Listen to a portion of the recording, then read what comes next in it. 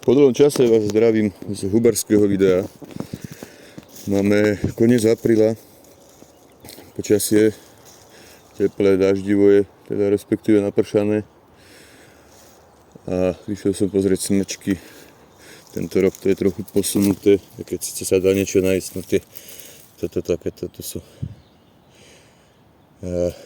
hybridné, ale už sú není v dobrom stave. Ale nejaké jedle sa ešte dajú nájsť. Idem to tu ešte prezrieť, je to nová lokalita, ešte som tu nikdy nebol. Vyzerá to sľubne. A prejdem ešte okolo rieky až dozadu. Uvidíme, či sa niečo, aj tam je ďalší, či sa niečo lepšie podarí nájsť, aj tam je. A toto ako keby už boli na konci, že sú staré. No, to sú riadne kusky.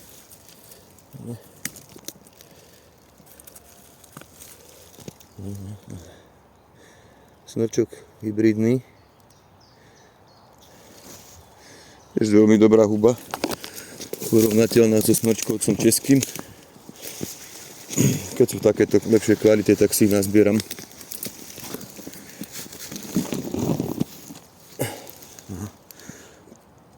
Riadne kusy.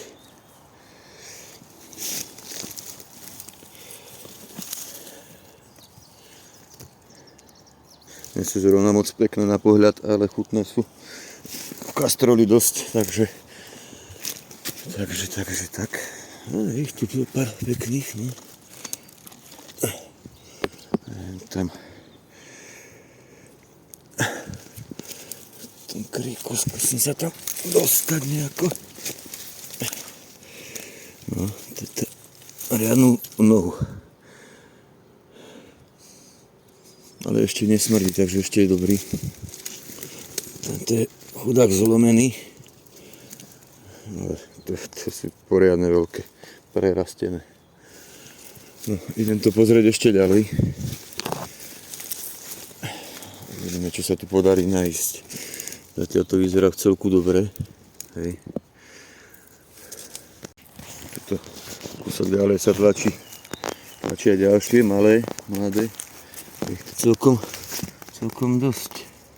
No, ale tento už je zlý, to je úplne jak žuvačka. Aj tuto je zhnitý, tam.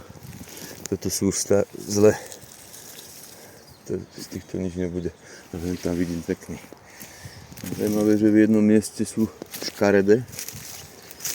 Kúsok ďalej rastú pekné. Ešte živé. No, tento ešte bude dobrý.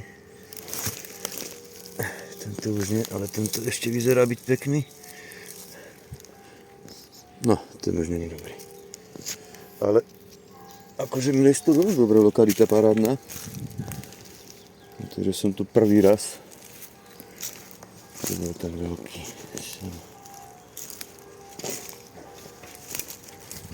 Popis nejako. A tento hybridné, to je pekná lokalita, a tento už asi nebude dobrý. Aj keď síce, no keď namočím, tak sa hádam zabere.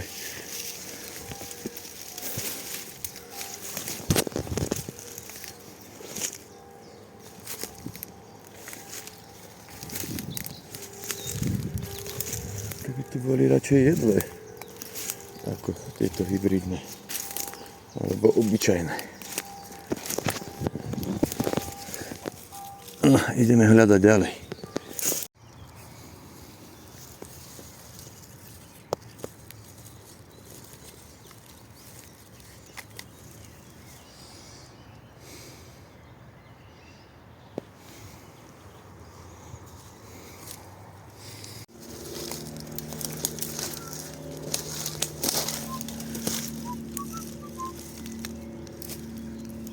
Jo, pekný. No, taký nemoc pekný, ale je. Keď to tu ešte pozerám, či tu niečo nebude viac. Alebo nie, pekne. Prešiel som na ďalšie miesto, kus ďalej. Na ten prvý som to už nenašiel skoro nič. Tak idem tu prezrieť túto lokalitu, vyzerá to tu dobre. Tak som zvedavý, snad tu niečo bude.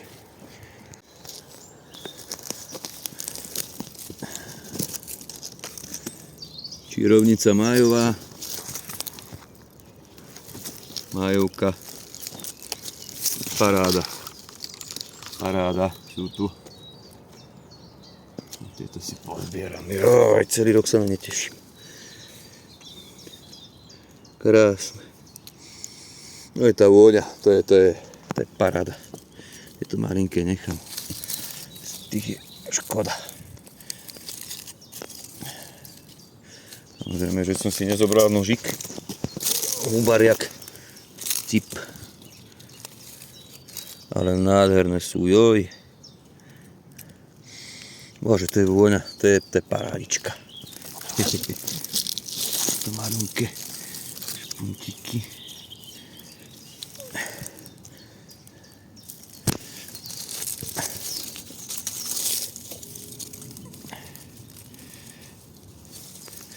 Týchto majoviek je ešte jedna odroda, respektíve taká variácia farebná. Ale sa okrove tie majovky a sú také krásne, také dohnedkáva, také žltkasté klobučiky majú. Kde som ich nechal, tie posledné. No. Super.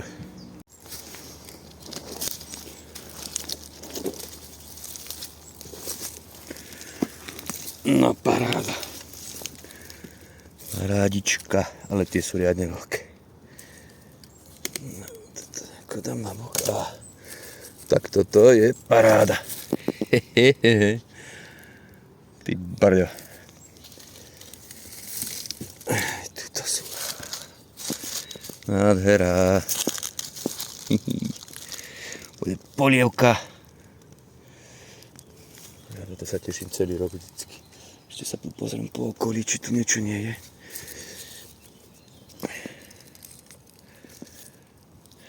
Majovečky.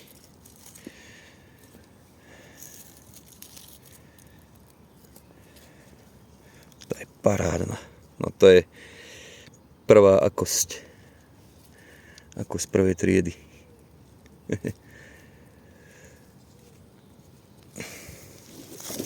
No toto.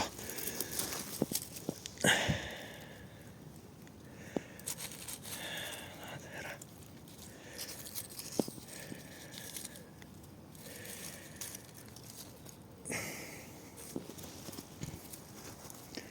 Super. Máme tu nejaké hodvábnice. Hodvábnica jarná konkrétne.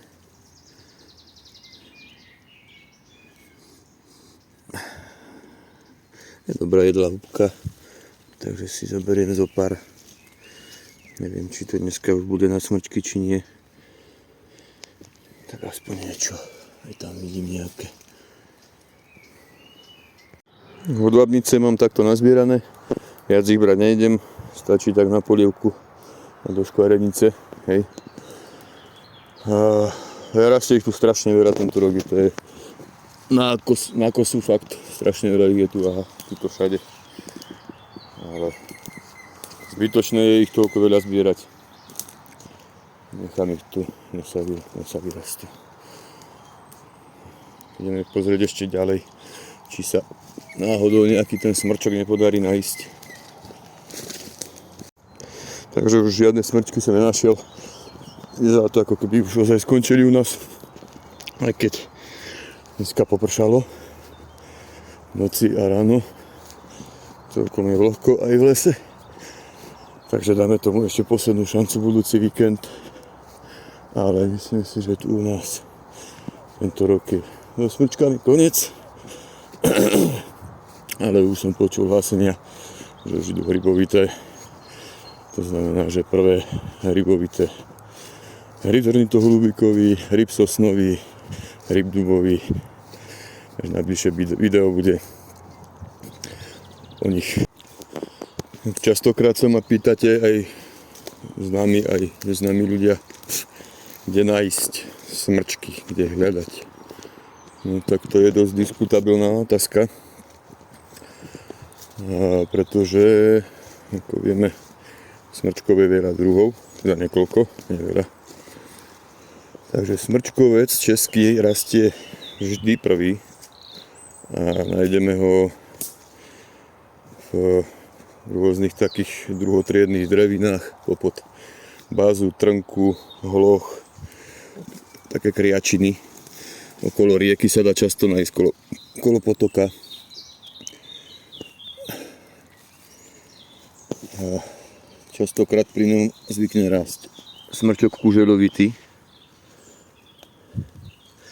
ale ten obľúbuje zase taký podobný biotop, ale aj trebárs topole, osíkové lesíky, čerešňové háje, ale dá sa nájsť aj v smrekovom lese, napríklad na skladkách odpadu, skladkách dreva. Tam zvykne. Potom ďalšie vlastne smrčok jedlý alebo smrčok obyčajný. Tie sa dajú nájsť takisto variabilne. Dáme tomu jaseňové pralesy, ale taktiež vie vyrásť aj len tak na záhrade z ničoho nič. Jednoducho treba len hľadať a chodiť a hľadať. A sú aj druhy niektoré, ktoré vyrastú aj na drevnej kôre, ktorú kúpite v obchode, v tom reci, hej, si to rozsypete desi na záhradke a vyrastú vám tam smrčky a tam je tiež pár druhov. Napríklad je tam podobný smrčku kuželovitému, akurát trošku inak sfarbenie. Je smrčok černastorebrový. Potom sa dá nájsť na záhrade takisto smrčok sivohnedý, myslím. Záhradný už presne teraz neviem. Jednoducho je viacej druhov. A treba hľadať, chodiť a hľadať. Takže tak. Ešte som zabudol samozrejme na smrčok hybridný. Smrčkovec naprstkovitý. To sú tiež príbuzné druhy. Hej. A rastú približne asi ako aj smrčok jedlý v podobnom biotope. Okrem tých záhrad teda. Skôr takéto lesíky, ako som tu teraz. Hej. No. A ešte jedna dôležitá vec. Kde ich hľadať som vám povedal, ako. Ale dôležité je aj kedy ich hľadať. No. Pretože smrčky, všetky tieto druhy sú veľmi, ak by som to povedal, sezónne. Rastú len skutočne pár dní, pár týždňov v roku. Ako rýchlo prídu, tak rýchlo odídu. Treba sledovať počasie. Nikdy to nie je tak, že každý rok rastú v rovnakom období. Každý rok je iný, čo sa týka vlahy, čo sa týka počasia. Takže treba byť fakt obozretný, chodiť už na smrčkovcovité, na smrčkovce už povedzme už koncom marca, apríl, podľa toho, ako vonku je teplo, ako je napršané, koľko bolo snehu. Toto všetko určuje rast týchto húb. Takže mne tento rok smrčky jedle v celku ušli. Vyšiel som neskoro, zopár som ich našiel síce, ale ako môžete vidieť, teraz tu chodím a nič. Našiel som v podstate len minule zopár. Stretol som pána, ktorý mal zapol tašky. Takže ten ma predbehol. No idem sa tu ešte popozerať. Ešte tu budú nejaké hodľabnice. A tak.